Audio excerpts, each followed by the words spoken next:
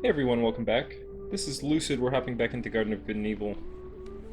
I've been on business for a week and have accrued quite a few turns that I completed but have not put into the Let's Play, so hopefully I can get through a few of them in this episode. It's turn 61. I'm actually at turn 69 in the game right now. So we'll hop in. A message from Asphodel. The main reason I haven't attacked either Ermor and Ryla, is because if I do, the other one will win, making me a kingmaker. I'd rather win, so that's the dilemma. To decide who I should eliminate, which might give me a chance in winning. Which actually is a pretty tough challenge. That probably is a state of mind. On one hand, I can probably beat his armies for the rest of the game, unless he comes up with something pretty clever. On the other hand, he has the same vulnerabilities with commanders that I do. Maybe not quite as bad since he has better access to scouts and more income probably than me, but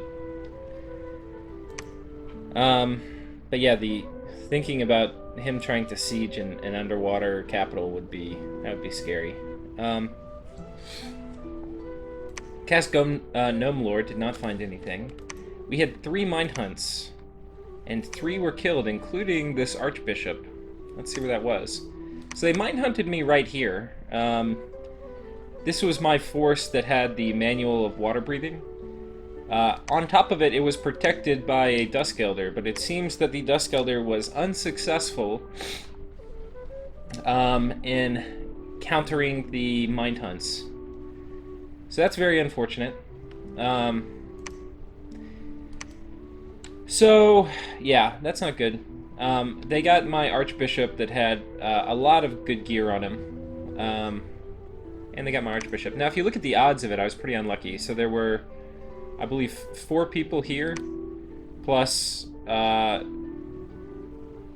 people here, so that's 7. And then there were the 3 they mine hunted and killed, so that's 10. And maybe one of those people had just moved the turn before from this fort, so I'm not sure. But so let's say there's 9. He had with 3 with 3 mine hunts, he had about a 1 in 3 chance of successfully mine hunting me. He also had an assassin, right? And so with the assassin, maybe it's a little higher of getting me, like almost like 4 and 9. But with this guy sitting here on top of the province, because he's an astral mage, there's probably at least a 50% chance that he could have made the caster feeble-minded instead of me having to roll against Mind Hunt. So you're looking at the odds. It's pretty damn unlucky what happened. It was probably about like a 1 in 7 chance or something.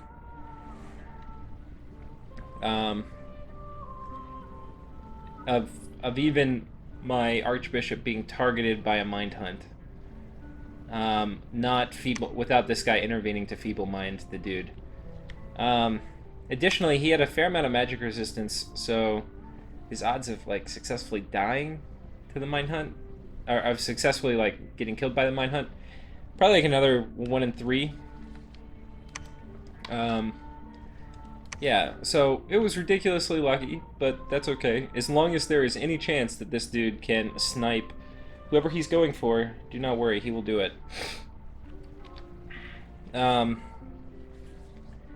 So that was that. Let's go back to the events. We had the mine. Okay, we got another Archbishop. We have another telesthetic animate. We found a magic site in Mudfield. Let's see where that is. That's right here. Nice. Here was that assassination we just watched.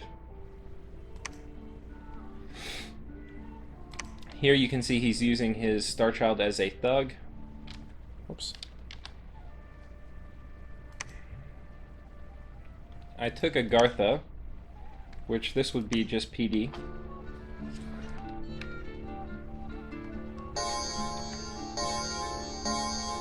It's about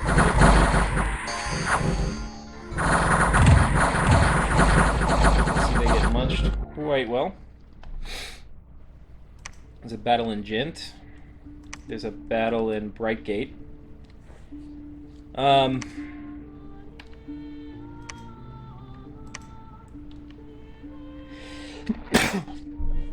Excuse me. We had a battle in the Fortress of Shim. This is a big battle. Or a pretty big battle. So this is my army. I took out most of my knights, and I'm sending in mostly just my lictors.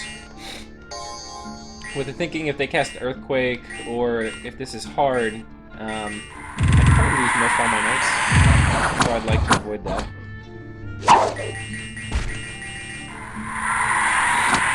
You can see the Mind Blast going, paralyzing a lot of my lictors.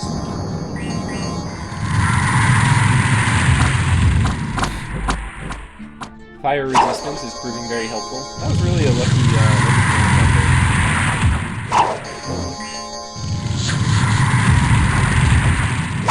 and you can see the uproar is there. Because they're ethereal, they can...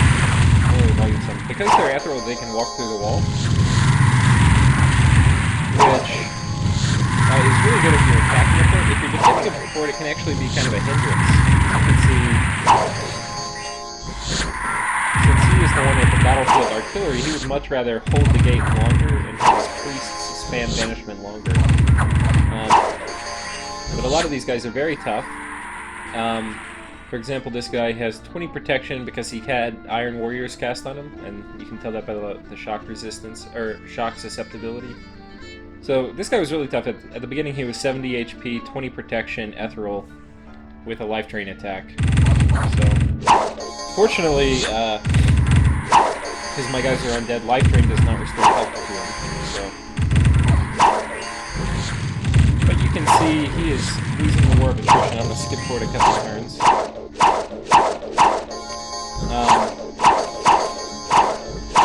His dudes in the back are taking a lot of damage every time they cast banishment, but they just have so much HP that it doesn't seem to matter that much. They can just regenerate it. So he actually was pretty uniquely set up to fight me. Large, regenerating, high priest level people sitting behind troops. If I were Agartha, what I would have done differently is used way more sentinels. Instead of all this other chaff he's using. Sentinels are really the best defense. And, yeah. And probably a mix of dropping Earthquake. Like, getting everybody blessed, dropping 3 Earthquakes should clear out most of my chaff. And then having a ton of banishment spam. He probably could have had pretty close to a death stack with that, but... Anyway, that was that battle. We had some events. Scorpion Beast, so we'll get to, this is where my my trolls are, so you'll get to see that. Okay, here's the troll battle with the Scorpion Beasts. You can see my moose, my mice, the plural of moose. My moose are charging in. Now they're running. My trolls come in. They get poisoned. And there goes that. Okay. That was good. The construction of this fortress is complete. So I now have the fortress over this throne, the Throne of Bones. I haven't claimed it yet. So I'll need to move a bishop on top of it. The other thing of note is that the fortress at Agartha is unharmed. And this fortress we breached. So this is a small disaster. I was going to have a lictor here with a bunch of awesome troops that would be able to storm and kill this fort. The problem is you can't move armies at all without having them assassinated and mind hunted. So what I'm going to do is storm with these guys. Hopefully one of these will get through. They're probably all going to get assassinated, and we'll just see what happens. He'll mind hunt here. Maybe I can enfeeble, feeble mind a couple of them with this dude. So we'll see. In terms of other things, we can see there's a fort here that Nazca has. I don't know if I mentioned that last turn, but yeah, he has a fort. He's raiding with these little guys, which is annoying. Extremely annoying.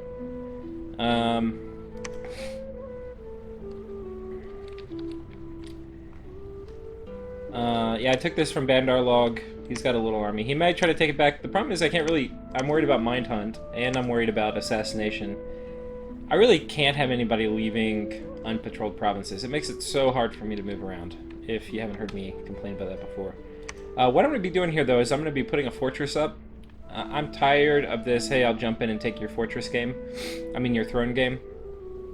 And actually, I'm at the point now, my income is actually pretty high, 800. And then my gym income's high enough that I will forever forward, I think, be able to afford keeping this throne up, which gives me 100 gold. Because I do want the Dominion conflict bonus, and I do want the spreads Dominion. And if you look at my Dominion score up until now, you can see it's kind of bouncy, going up and up. I think once I get this, it's going to be straight up. The other thing is we are very, very close to having Dominion Strength 10. Just one more temple. I don't know if I'm building that temple this turn. I don't think I am, but we'll see. So that's it. I've got to figure out what to do here. I could sit on top of this with this dude, which is what I'm going to do this turn. I can't really break it, and I'm not going to move more troops in. I got to get these troops through here.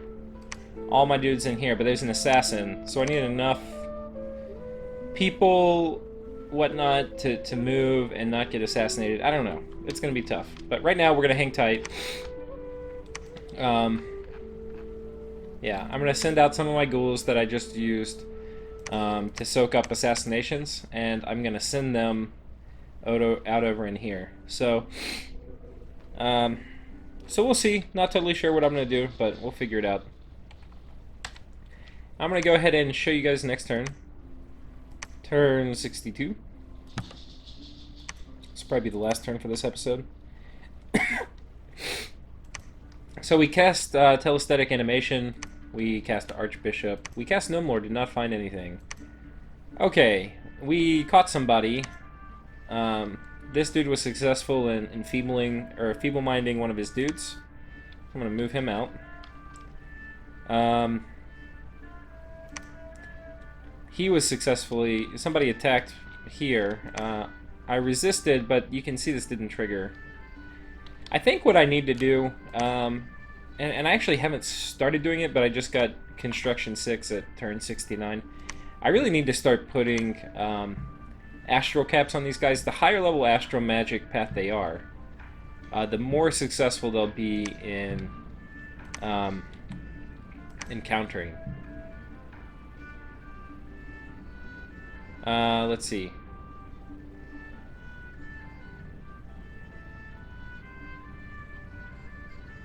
So it doesn't say that it's more powerful, but I've done tests offline. And if you have Astral 3, almost every single time they cast it, they get feeble-minded. With Astral 1, it seems like it's around half, or maybe less. So I think what I'm going to do is I'm going to get at least a Starshine cap and put it on everyone. It's pretty cheap. And then for a really important army, I might put both. Starshine and Lucky, and the Crystal Coin. Which are both Astral boosters. So... that is where we are here. Let's go through the rest of the event. So we had an assassination, another assassination, another assassination. Let's see where they all are. So that was all... So there are two assassinations on the fort and one right here. But if you look, we had an assassination right here. But then we were also patrolling, so we caught him. So the assassination you would see, but here's the patrolling battle.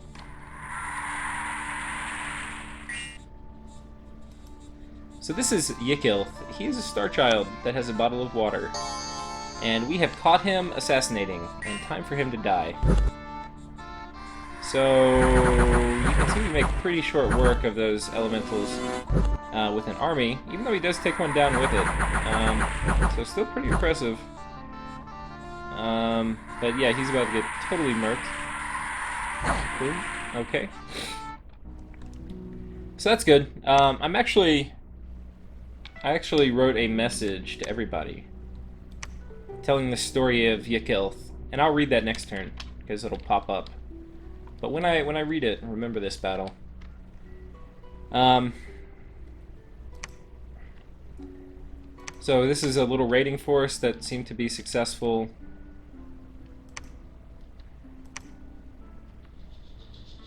His little Amber Clan group also ran in here, and you can see they killed... We'll show you this. This is what happens if I tried to, let's say, raid with Long Dead. all he's going to do is he's going to drop... He has a communion set up. He doesn't hardly even need it. And he's just going to drop some soul slays. And look at this little Mountain King. This is who they're targeting. Right? This guy right here. And soul slay, soul slay. Yep, they got him. Soul slay. He was the only undead leader. So now they're all going to disappear. Very sad. That is why... And then you can't take zombies with you. So lictors... are probably my best troop for going underwater to absorb a lot of that.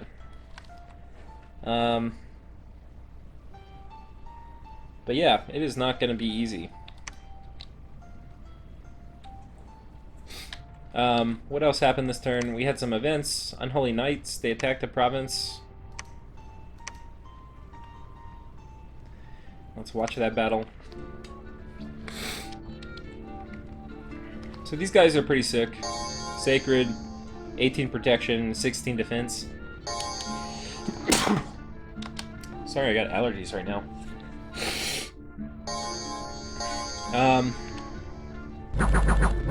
And this is the problem about patrolling with ghouls. I mean, there are things I could have done, like I should have put my ghouls farther back. But they still would have died. But this, even if it was a weaker force, I still would have gotten just ravaged by... What do they have here? Is that only 2? Only 1? Yeah, they're just getting ravaged by these knights, so I probably should have put them in the back, but I don't know if it would have mattered. So needless to say, these knights are going to chew through all of the undead hordes, right? They took some losses, though, but not exactly ideal.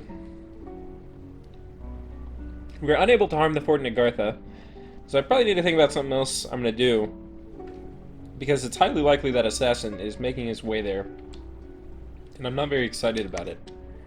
The other thing is research is plugging away on Construction 6.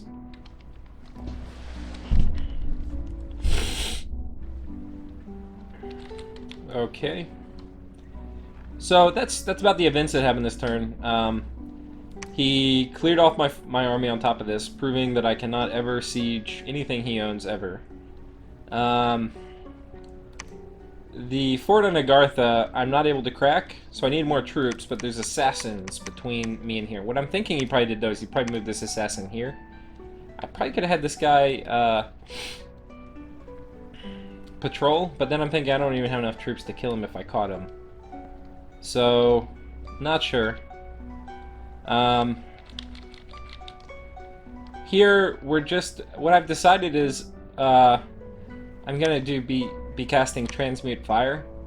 And with that, Transmute Fire, I am going to have enough gems where I can probably build 2 forts. One fort I want to build is here. One fort I want to build is here. I want to build a fort here. And I want to build a fort here. Basically, I want to sequester off this whole area, right, as mine. Like right now, this is a path in. This is a path in.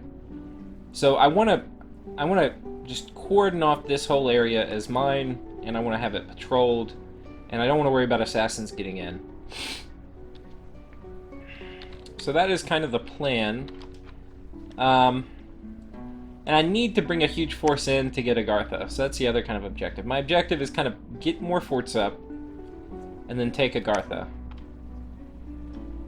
I'm very close, I think. I can't remember if I did it this turn. No, I built a temple last time. I'm not sure where I built it, but you can see I'm now at Dominion Strength 10, which is really important. My capital's already at Dominion Strength 10. Really important. I cast Arouse Hunger here, and that's so that I could get a zombie to build the fortress so that I could put my troll on research duty. I think I'm actually going to pull him out and move him. I need to get rid of his troops. His troops are expensive. They're nice, but they're expensive, and I don't really want them on the payroll anymore. So I need to get them out to a war front, and I'm going to use them out here, but that'll be a little bit. So thanks everyone for watching. I'll catch you next time.